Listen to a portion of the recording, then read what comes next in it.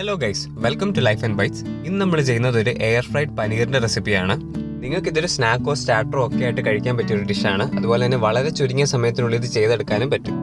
അപ്പോൾ ഇതിനായി പനീർ ആദ്യം ചെറിയ ചെറിയ ക്യൂബ്സ് ആയിട്ട് കട്ട് ചെയ്ത് ഒരു ബൗളിലേക്ക് ആഡ് ചെയ്യുന്നുണ്ട്. ഇനി പനീറിനെ നമുക്കൊന്ന് മാരിനേറ്റ് ചെയ്തെടുക്കണം. ഇതിനായിട്ട് കുറച്ച് ജിഞ്ചർ ഗാർലിക് പേസ്റ്റ് ആഡ് ചെയ്യുന്നുണ്ട്. അതിൻ്റെ കൂടെ തന്നെ കുറച്ച് മുളക് പൊടി, മഞ്ഞൾപ്പൊടി, മല്ലിപ്പൊടി, കുറച്ച് ഗരം മസാല, കുരുമുളക് പൊടി, ഉപ്പ്, നാരങ്ങ നീര്, കുറച്ച് ഒലിവ് ഓയിലും കൂടെ ചേർത്ത ശേഷം നന്നായിട്ട് മിക്സ് ചെയ്തെടുക്കുക.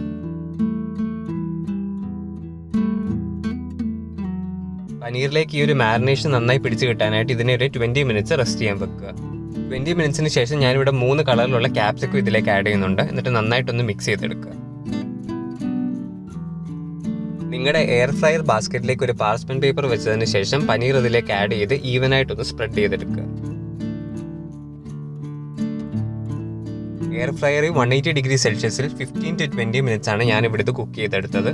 നിങ്ങൾ ആദ്യം ഒരു 15 മിനിറ്റ്സ് സെറ്റ് ചെയ്തിട്ട് പിന്നെ വേണമെങ്കിൽ അതനുസരിച്ച് ടൈം കൂട്ടിയെടുത്താൽ മതി. അപ്പോൾ അത്രേ ഉള്ളൂ ഗൈസ്. ഒന്ന് ട്രൈ ചെയ്ത് നോക്കിയിട്ട് ഫീഡ്ബാക്ക് അറിയിക്കുക. ഈ വീഡിയോ ഇഷ്ടപ്പെട്ടെങ്കിൽ ഒന്ന് ലൈക്ക് ചെയ്ത് ചാനൽ ഒന്ന് സബ്സ്ക്രൈബ് ചെയ്യുക.